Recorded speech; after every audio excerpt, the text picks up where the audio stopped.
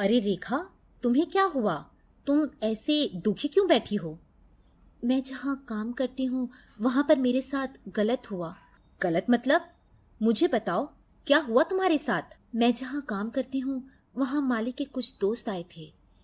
मैं जब उनको चाय देने गई तो मेरे मालिक ने मेरे हाथ को छुआ और उनके दोस्त ने मेरे शरीर के बारे में भी गंदे मजाक किए। बहुत डर लग रहा है वहाँ काम पर जाने से।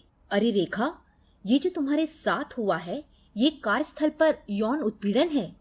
ये एक गैर कानूनी व्यवहार है। ये तुम्हारे मौलिक अधिकारों का भी हनन है। सलमा, मुझे इस बारे में कुछ भी नहीं पता। हमारे देश में 2013 में महिलाओं के साथ कार्यस्थल पर यौन उत्पीड़न रोकथाम, निषेध और निवारण कानून, इस कानून के अनुसार हर वो महिला जो संगठित या असंगठित क्षेत्रों में काम करती है उसको काम की जगह पर सुरक्षा का अधिकार है, और अगर उनके साथ काम की जगह यौन उत्पीड़न होता है तो वो गैर कानूनी है और एक दंडनीय अपराध है। क्या तुम मुझे संगठित और असंगठित क्षेत्र का फर्क बता सकती हो? हाँ बिल्कुल।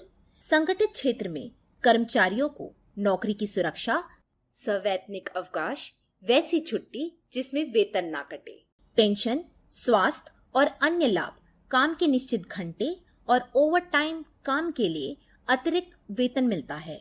वहीं दूसरी ओर असंगठित क्षेत्र में कोई नौकरी की सुरक्षा नहीं है, कोई भुगतान, अवकाश या सेवानिवृत्ति पर पेंशन नहीं है, भविष्य निधि या स्वास्थ्य बीमा का कोई लाभ नहीं है, काम के घंटे अनिर्धारित हैं और सुरक्षित कार्य वातावरण की कोई गारंटी नहीं है। क्या तुम मुझे बता सकती हो कि यौन उत्पीड़न क्या होता है? यौन उत्पीड़न एक अनचाहा व्यवहार है जो यौनिक प्रवृत्ति का होता है। जब ये व्यवहार आपके कार्यस्थल पर होता है तो ये कार्यस्थल पर यौन उत्पीड़न कहलाता है। अच्छा, तो क्या यौन उत्पीड़न के कोई प्रकार भी हैं क्या? हाँ, इस कानून के अनुसार कार्यस्थल पर यौन उत्पीड़न के 4 प्रकार हैं। शारीरिक यौन उत्पीड़न जैसे कि छूना, सहलाना, पकड़ना, बलात्कार आदि। मौखिक यौन उत्पीड़न जैसे कि गाली देना, अश्लील टिप्पणी करना आदि। गैर मौखिक यौन उत्पीड़न जैसे कि सीटी बजाना, आंख मारना, होंठ चबाना आदि। दार्शनिक यौन उत्पीड़न जैसे कि अश्लील तस्वीरें दिखाना, मैसेज भेजना आदि। और किसी भी कार्यस्थल पर ये 2 तरीके से हो सकता है। क्विड प्रो को, इसके बदले वो, जैसे कि अगर तुम मेरे साथ रात को मेरे घर रुकोगी तो मैं तुम्हें एक्स्ट्रा छुट्टी दिलवा दूंगा। काम का डरावना माहौल जैसे कि अगर कोई महिला कार्यस्थल पर यौनिक समझौते के लिए मना करती है तो उसके लिए कार्यस्थल का माहौल कठिन बनाना या उसे मानसिक रूप से तंग करना। मुझे तो ये सब पता ही नहीं था। क्या तुम मुझे थोड़ी और जानकारी दे सकती हो कि इस कानून में और क्या है? इस कानून का मकसद कार्यस्थल को महिलाओं के लिए सुरक्षित बनाना है। ये कानून कार्यस्थल पर यौन उत्पीड़न की रोकथाम और बचाव के लिए है, पर अगर किसी महिला के साथ कार्यस्थल पर यौन उत्पीड़न हो जाता है तो ये कानून उस पर कार्यवाही करती है ताकि उसका निवारण हो सके। अच्छा, तो हम क्या यौन उत्पीड़न की शिकायत कर सकते हैं? हाँ बिल्कुल। जिस संस्था में 10 या 10 से ज्यादा लोग काम करते हैं वहां आंतरिक समिति का गठन होना अनिवार्य है और इसी समिति के पास यौन उत्पीड़न की शिकायत की जाएगी। पर जहां 10 से कम सदस्य काम करते हैं या असंगठित क्षेत्र की किसी महिला के साथ यौन उत्पीड़न होता है तो ऐसे में जिले में लोकल समिति का होना अनिवार्य है। जैसे रेखा, तुम एक घरेलू कामगार महिला हो तो तुम अपने जिले की लोकल समिति में अपने साथ हुए यौन उत्पीड़न की शिकायत कर सकती हो। तो ये लोकल समिति कहाँ होती है? लोकल समिति को जिले में बनाने की जिम्मेदारी जिला अधिकारी की होती है। लोकल समिति की जानकारी तुम्हें अपने जिले के जिला अधिकारी कार्यालय में मिलेगी। सलमा दीदी, आपका बहुत शुक्रिया। अगली मुलाकात में तुम्हें और भी बातें बताऊंगी। तुम्हारे मालिक तुम्हारे नियोक्ता हैं। कानून के अनुसार ये नियोक्ता की जिम्मेदारी है कि वो तुम्हें कार्यस्थल पर यौन उत्पीड़न के विषय पर जागरूकता दें। एक सुरक्षित कार्यस्थल सबका अधिकार है। कैसी हो रेखा? मैं ठीक हूँ और मैं आपसे ही मिलने का इंतजार कर रही थी। मुझे लोकल समिति के बारे में और जानकारियाँ चाहिए। हाँ बिल्कुल, बताओ तुम्हें और क्या जानना है। लोकल समिति के सदस्य कौन होते हैं, उनकी क्या जिम्मेदारियां होती हैं? रेखा, मुझे बहुत अच्छा लगा कि तुम ये जानना चाहती हो। एक कामगार होने के नाते ये तुम्हारा अधिकार है कि तुम्हें अपने जिले की लोकल समिति के बारे में पता हो। लोकल समिति में कम से कम 5 सदस्य होने चाहिए, जिसमें 50% महिला सदस्य का होना जरूरी है। लोकल समिति की चेयरपर्सन एक महिला होंगी जो समाज में महिलाओं के मुद्दों पर काम करती हों। समिति में एनजीओ से ताल्लुक रखने वाले व्यक्ति भी होंगे जो महिला हिंसा के खिलाफ काम करते होंगे। एक सदस्य जो जिले के महिला बाल विकास या सामाजिक कल्याण विभाग से होंगे।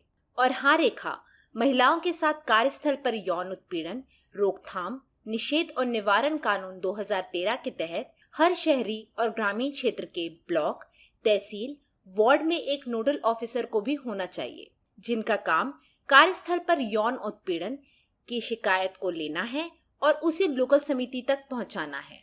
अच्छा, तो मैं अपने एरिया के नोडल ऑफिसर के बारे में पता करूंगी। अच्छा ये बताओ सलमा दीदी, अगर मुझे शिकायत करनी हो तो क्या करना होगा? तो तुम्हें अपनी शिकायत लिखित में लोकल समिति को देनी होगी। पर मुझे तो लिखना नहीं आता। कोई बात नहीं, तुम अपने परिवार, रिश्तेदार, दोस्त, नियोक्ता, सामाजिक कार्यकर्ता किसी से भी अपनी नाम की शिकायत लिखवा सकती हो, पर उसमें तुम्हारी सहमति होनी चाहिए। और ये लोकल समिति की भी एक जिम्मेदारी है कि वो तुम्हें शिकायत लिखने में मदद करे। ये तो बहुत अच्छी बात है। तो मैं शिकायत कब तक कर सकती हूँ और शिकायत मुझे कैसे लिखना चाहिए? रेखा, कार्यस्थल पर यौन उत्पीड़न की शिकायत तुम 3 महीने के अंदर कर सकती हो और ये समय अवधि और 3 महीने तक बढ़ाई जा सकती है। शिकायत कभी भी गुमनाम ढंग से नहीं की जा सकती। शिकायत में पीड़ित महिला का नाम, पता, फोन नंबर और जिसके खिलाफ शिकायत की जा रही है उसका नाम और पता होना बेहद जरूरी है। शिकायत में तुम्हें घटना की जानकारी देनी होगी, जैसे घटना की तारीख, समय, स्थान, घटना का पूरा विवरण। अगर कोई गवाह है तो गवाहों के पूरे नाम लिखे होने चाहिए। और हाँ, अपने जिले के लोकल समिति का पता लिखना मत भूलना, तभी तो शिकायत तुम्हारे जिले की समिति में जाएंगी। हाँ, मैं ये याद रखूंगी। लेकिन शिकायत करने के बाद क्या होगा? शिकायत करने के बाद लोकल समिति पीड़ित महिला और जिसके खिलाफ शिकायत की गई है उनसे पूछताछ करेगी। अगर पीड़ित महिला समझौता करना चाहती है तो वो किया जाएगा। पर एक बात याद रखना, इसमें कभी भी पैसों की लेन देन से जुड़ा समझौता नहीं होगा। अगर पीड़ित महिला समझौता नहीं करना चाहती है तो लोकल समिति शिकायत की जांच शुरू करेगी। कुछ बातें जो तुम्हें जांच के दौरान पता होनी चाहिए। जांच के दौरान तुम्हें अंतरिम राहत का प्रावधान है। शिकायत की जांच 90 दिन के अंदर पूरी होगी। जांच के दौरान लोकल समिति पीड़ित महिला और जिसके खिलाफ शिकायत है उससे अलग अलग पूछताछ करेगी। सबूतों या गवाहों की कमी का ये मतलब नहीं है कि शिकायत बेबुनियाद है। ये पीड़ित महिला की जिम्मेदारी नहीं है कि वो ये साबित करे कि उसके साथ यौन उत्पीड़न हुआ है। जांच के दौरान ये पता लगाना लोकल समिति की जिम्मेदारी है। जांच के दौरान गोपनीयता बनाए रखना लोकल समिति की जिम्मेदारी है। सलमा दीदी, ये तो बहुत जरूरी बात बताई आपने। बस अब आप मुझे ये बताएं कि इस कानून के अनुसार कार्यस्थल का मतलब क्या है? अरे वाह रेखा, ये तो बहुत अच्छा सवाल है। तुम बताओ, तुम्हें क्या लगता है तुम्हारा कार्यस्थल क्या है? मेरा कार्यस्थल, मैं जिस घर में काम करती हूँ वो? हाँ बिल्कुल। इस कानून के अनुसार जहाँ भी महिला काम करने जाती है, जैसे किसी का घर, ऑफिस, फैक्ट्री, दुकान, खेत, मजदूरी करने की जगह या अपनी खुद की दुकान, रेड़ी, पटरी और जिन जगहों पर काम करके पैसे या किसी अन्य रूप से वेतन, दिहाड़ी या मुनाफा मिलता हो, अपने काम के संबंध में महिला अगर किसी और स्थान पर जाए तो वो भी उसका कार्यस्थल ही होगा। यहाँ तक कि अपने नियोक्ता द्वारा दिए गए गाड़ी में अगर वो जाती है तो वो भी उसका कार्यस्थल होगा। तब तो दीदी इस कानून में कार्यस्थल का दायरा बहुत बड़ा है। इसका मतलब ये हुआ कि हमारे काम से जुड़ा हर जगह हमारा कार्यस्थल है।